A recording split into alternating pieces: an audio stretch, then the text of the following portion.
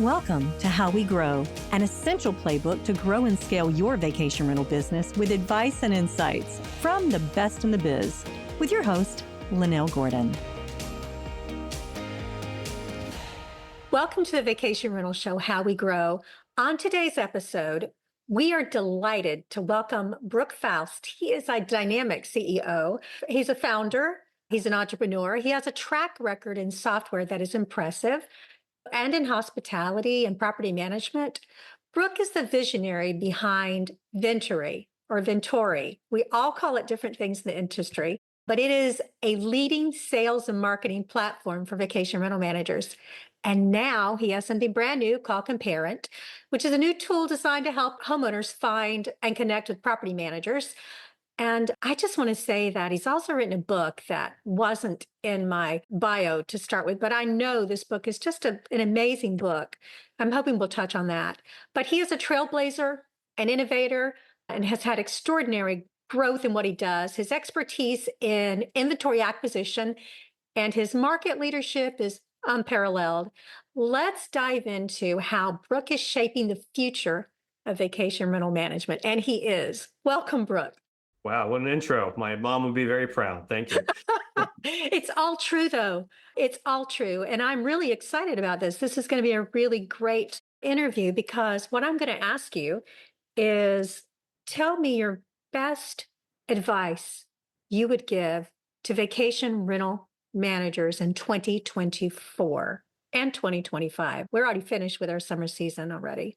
Wow, that's a loaded question to say the least. There's lots of different things, different areas you can go on that. But I mean, the first thing is, I think just in general, you have to be unique.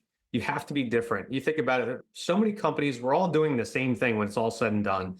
And if you don't differentiate, you don't do anything that is unique, what's going to make you stand out? So differentiate, be remarkable. There's a great friend of mine, Sean McGregor, down in Austin, Texas, and he has this policy.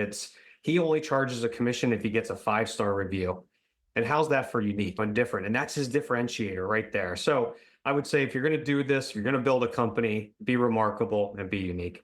Wow. So let's talk about some of the things you're doing too. What motivated you to start Comparent? And tell everybody what Comparent is and tell me how that fits into your broader vision for Vintory. Of course. Yeah, so I started Vintory about almost 6 years ago, 5.5 years ago. But all along, it's been going great. We've helped over 800 companies with their inventory growth efforts. And just to be clear, we only do one thing. We only help professional vacation rental managers add more inventory. We're not doing anything on the guest side. We don't do anything on the operations side. We focus exclusively on supply or getting more properties. But what I realized from helping over 800 different companies was it's really hard driving all that traffic and building out all those campaigns. And what I realized was many people, if you're a vacation rental homeowner, there isn't any website, there isn't any place that you can go and shop and compare for professional management. And if you think about it, almost every other vertical, almost every other industry out there, this exists, right? You have Angie's List, you have Yelp, you have even Google reviews, but all these companies are focused on different verticals. And there was nothing set up for the short-term rental industry, specifically for management company. And I said, you know what? We have more information than probably anybody. We have what I would argue is not only the largest database of vacation rental homeowners on the planet, but I would also argue we probably have the largest database of professional vacation rental managers on the planet. And we have so much information about them. We have their reviews. We've been compiling from VRBO and Airbnb and Google. We have all their metrics from those platforms as well, like their ADR and their occupancy. And we have like how many properties they have by bedroom type and by property type, like condo, single family, villa, whatever it happens to be. So we have this data already. Why don't we publish it? Why don't we push it out there and make it very transparent? And the whole goal here was really to elevate the entire industry. I'm a big believer, if you provide this information and you make it public, it ultimately elevates the entire industry. Now, just like I know it can be annoying sometimes getting reviews and being held hostage a little bit by guests if you're a management company. And look, I have a vacation rental property myself, and I know what it's like. I'm going to work a little bit harder, knowing that they do have a little bit of leverage on me and they can leave a review. And the same thing here, I think, is true. If we can publish all these reviews, make it transparent, and have that information shine, it's going to elevate the entire industry. And if we can connect homeowners with the right managers, and that's the key part there, connecting them together the right way, I think eventually we'll figure out actually how to monetize this thing. Right now, we're not even worried about monetizing, and all we want to do is create that marketplace to really, provide that transparency and connect the homeowners and professional managers. Well, that sounds fun. And that sounds like a lot of work. It's also very exciting and it's new, it's trailbreaking in this industry. I'm going to ask you a bit about entrepreneurship as we go along, but I really want to focus on your book that I loved. By the way, if you don't have the book, how did they get your book, Brooke? Well, there's two books, so it depends which book you want. But the I first, like both, actually. They're both good. I would say the first book. So, yeah, so from 0 to 500 properties in 5 years, and that was really just everything I learned from building my company, Vantage Resort Realty. I grew that company from 0 to 500 properties in 5 years, exited it, and had various other roles in the leadership industry. But yeah, that really chronicles my journey there, and then everything I learned, and then also in the first couple of years of building Vintory and helping many hundreds of different companies. If they want to get it, they can email me, Brooke, BROKE @vintory.com, or you can follow me on LinkedIn and just DM me on LinkedIn. I'm very active on LinkedIn. I'm happy to send you a free copy. Or if you want, it's on Amazon as well. If you do purchase it on Amazon, 100% of proceeds go directly to advocacy efforts for the vacation rental industry. So I do not make one penny on the book at all. So if you do choose to buy it, and you can get it on Audible as well, just know that those proceeds are going to a good cause. I bought mine on Amazon. So, guys, that's a book that's really going to give you a playbook on how to grow to 500 properties based on Brooke's experience. The other book that Brooke wrote that, oh man, it took the whole vacation rental industry by storm. It's really a storybook in a lot of ways, isn't it? Yeah, it was funny because I had no intention of it actually becoming a book. It started literally Easter Sunday a couple years ago with one LinkedIn post where I asked somebody to share their top 10 mistakes, and that was it. And then for the next 52 days straight, I posted another leader in the industry and shared their mistakes with them. And the reason I think it went so viral and it was so well received is a couple reasons. First is it's something humbling about admitting your mistakes. It's also something humbling about seeing really very successful people that are sharing their mistakes. People like Steve Schwab with Casago, or Clark Twitty with Twitty Vacation Rentals, like these very successful entrepreneurs and leaders, and they're sharing you their top 10 mistakes. And also the second part, the most important part, is you learn from those mistakes. That's really where you get your learnings. And if you think about it, all these people have come before us, especially if you're just starting out in the industry. Learn from these people, learn from those mistakes. I mean, I wish I had a book like this and could read this kind of knowledge and learn from that when I was building it. And it's funny because when it was all said and done, we all made very similar mistakes. So if you're just getting started, or even if you're a seasoned veteran, I highly recommend you get that book and read it, because there's so much great knowledge in there. And it's just an easy read too, just the way it's broken up in the book. I know that when you compiled all that, there had to have been some things that really stood out to you. Tell our listeners, because this is a show about growing your vacation rental business, tell your listeners some of the things that just really caught you by surprise. Number one, about growing the business, the mistakes, or either the smashes that they did that were so good. Well, I think, man, there's so many, but they fell into 10 buckets when it was all said and done. It was interesting for the most part. Everyone's mistakes, for the most part, fell together. But I think there was a couple ones that really surprised me. The first is how almost everybody took on the wrong inventory and the wrong properties in the early days. They would sign up any property that they could, and it was almost always taking on the wrong owners. And then another one that was surprising to me was how many people brought up the mistake of not partnering with local competitors and locking arms and actually building those bonds and extending an olive branch. It's so many of these markets, it's so highly competitive, and you see each other out at restaurants and bars and things like that. And it's almost like a team, like animosity against them. But the most successful companies, they learned, and the most successful leaders here learned from those mistakes, that actually it's much better to extend that olive branch and become friends and learn from your local competitors. And there's enough business to be had out there when it's all said and done. I think one of the most interesting things for me with this podcast has been the fact that so many property managers have said, like you say, the same thing. And that's because they're basic business principles. And no matter whether you're doing property management, whether you're running a software company, whether you're running another tech company, you find so many of the same issues that we all deal with to work on. Built by property managers for property managers. Streamline is a powerful software that gives managers enterprise-level capabilities to drive more revenue and improve operational efficiency. Migrating to Streamline allows property managers to gain functionality while reducing the need for multiple vendors, improving flow by logging into a single system and reducing redundant technology costs. With Streamline, property managers achieve revenue lifts by leveraging our fully fledged communication center, reservations quoting system, revenue management tools, homeowner acquisition CRM, and powerful direct OTA connections.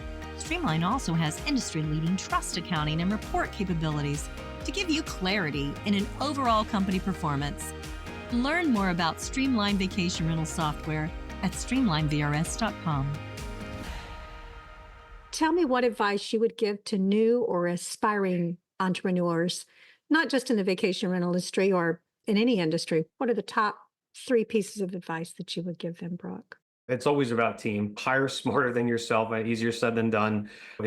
You are only as good as your team that you hire. And when you're going through those tough times, especially as you're really going through growth mode like we have at Vintory and Comparent, it's like the best way to scale and to take some of that stress off your shoulders is just to hire a really good team member. And in the early days, you know what? You need more of generalists. You need the utility player that can do anything. And then as you grow and get bigger, you need more of specialists. But leverage personality. I'm a huge believer in psychometric personality assessments. Those have been an absolute game changer for us. And I've been using those for close to a decade and making sure you get the right person in the right seats. And that's so mission critical. The second part that's been really helpful for me is EOS, Entrepreneurial Operating System. Find some kind of framework that helps you with your business. I mean, even though I went to business school, when it was all said and done, they didn't teach me how to build a business. They didn't teach me how to do the day-to-day. Yes, I've learned how to make some really cool spreadsheets and, finance balance sheets and P&Ls and all connected. I had to rebuild AT&T's entire financial package. You know what I mean? But that didn't teach me one thing about how to actually operate a company. So find a framework that works for you. There's many different ones out there. One of the common themes that came up in Vacation Rental Secrets was how many people mentioned EOS. So go out, you can download the book on Amazon, Traction by Gino Wickman, or you can hire a facilitator to help you with that process. But I've been leveraging EOS from day one with Vintory, and it's really helped us, especially also, I think it's also been very beneficial in the fact that we're 100% remote, our team. I really wanted everyone to have some vacation rental experience when I launched this company. And I live in Baltimore, Maryland, but Baltimore is not the vacation capital of the world. So therefore, if I wanted people with vacation rental experience, I had to hire remote. And the fact we were able to build that culture, build those frameworks and the systems, leveraging tools like EOS, I think has been very helpful. Explain to people, what is your EOS and how can they use it? Yeah, so EOS is a system of different tools that you can use, and it's meant intentionally for small businesses. There's a tool out there called 90.io. It's a SaaS platform that you can help you run it, but it's a couple different things. Anything from running effective meetings. They have something called the Level 10 meetings, which is super helpful. It's just a very good structured meeting. It's an hour and a half every single week for every single department. But you think it's like, oh my gosh, I don't have an hour and a half. But you know what? It actually ends up saving time when it's all said and done. But it has a very structured format, which is very beneficial. And then they leverage something called rocks. Rocks are the 90-day goals. And what you do is you set the departmental rocks or the company rocks, and then each department will set their departmental rocks, and then it flows down to every team member. And ideally, you should get 70 to 80% of the rocks should roll up to either departmental rocks or the company rocks in one standpoint. And it's amazing because now you get this alignment of the team. Everybody's rowing in the same direction, right? And that's when magic happens. And then they have another thing called scorecard, which is KPIs and metrics, and it's like your dashboards. There's probably a dozen different tools like that. But I think if people just follow rocks and L10 meeting, they will get so much impact out of that. And then you can start adding on some of the other processes that they have. Guys, this is basic management. Brooke's coming at it from a different view than a lot of people on the show. He's actually coming from the point of view of someone who has a business degree, because that's where you learn about all these things when you go to business school. Well, on that point, real quick, just Matt Durrett, one of our partners, Cozy Vacation Rentals, and he was a contributor to the book. He has an MBA. And I remember he said one of the big Fortune 100 companies paid for his MBA, and it was tens of thousands of dollars every semester. And he said he got much more out of EOS than he did his fancy MBA. Yeah, for sure. It's a down-to-earth kind of platform to make sure that you're running your business the way you should. Believe it or not, a lot of people who go through Keller Williams training Never stopped training with Keller Williams. But the first 2 years, when I went through that training, they have a lot of systems that they put in place. They're not calling it the same thing, but that's exactly what it is, to help you run a business and not just sell a piece of property. So tell me what the number 3 was. Oh my gosh. Let's see. We have people, we have EOS. It's really just culture. And I know that's thrown around so very often, but it's just building a good culture and a good team, I think is so critically important. But it all comes back to that first point I made, is hiring the right people and getting the right people in the right seats. If you get the right people in the right seats, I think the culture flows from there. So we have a saying at Vintory, we don't measure hours worked or where you work, we measure outcomes. Like I wake up between 4 and 5 a.m. every single day. That is my most productive time. From that 4 to 8 window, I am highly successful.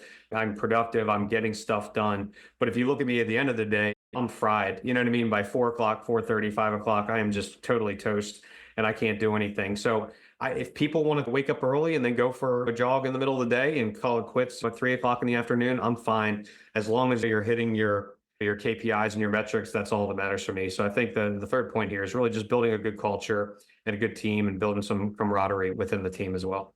I got more done between the hours of 7, well, probably 6 to 8 before everybody came into business. Because afterwards, if you're the COO or if you're head of anything, they're pulling at you all day long and you're solving problems, making decisions all day long. So you're right. That's the one time that you can plan. You can use that to do your goals for the week, for the day, for the quarter, whatever you're doing. So I've waited a long time to have you. I'm so happy that you were able to come on. What I want you to have here, though, Brooke, is the opportunity and platform to talk to people who are in vacation rentals. What would you say to them? What do you want to say? I mean, I'm asking your advice, of course, to give to them. Well, so with my experience really being in everything in inventory acquisition, think about it. The last almost 6 years, I've focused almost all my time into inventory acquisition, Vantage, growing from 0 to 500 properties. That's really been my focus. I would say a couple of things related to that is, first, the greatest lever that you can pull that has the greatest impact on your bottom line is new inventory. If you think about it, obviously there's 3 different levers you can pull. Maybe revenue management, you can optimize it by 5%, you get a little bit of lift, and you need to do those things, don't get me wrong. Or maybe you go out there and with marketing and distribution and channel management, you go out and you get additional bookings. But the great impact of those, they're pretty nominal when it's all said and done. The lever that has the greatest impact, 100%, is inventory. I mean, adding one property is like getting 100 reservations. It has this multiplier effect. We've actually gone through, we've done some studies, we surveyed our partners, and the equivalent lift of getting inventory versus those other 2 channels I just mentioned was like 4 to 6 times the impact if you just add like one property per month. So I'd say is the first part is inventory is super valuable. If you want to grow your business, the quickest, easiest way to do it is add inventory, but add the right inventory that you want that meets your goals. It's pretty important.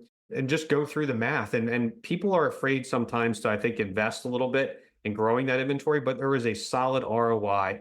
And I'm apologizing in advance to any kind of the people that are not necessarily math inclined, but if you add one property, if your average gross booking revenue is, say, $50,000, which is pretty close to what the average gross booking revenue was last year, if you follow the industry averages, you should net about $5,000 per year in profits, about 10% of the gross booking revenue. And the average property stays in a rental program for 10 years. So $5,000 in profits times 10 years, that's $50,000 in lifetime value. So you'll notice a theme there. That was what the top line gross booking revenue was.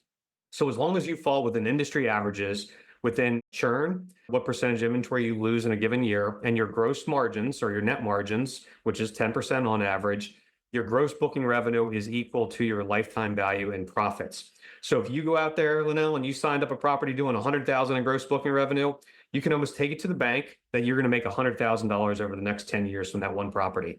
So what is your willingness to pay? How much would you pay to acquire that new management contract?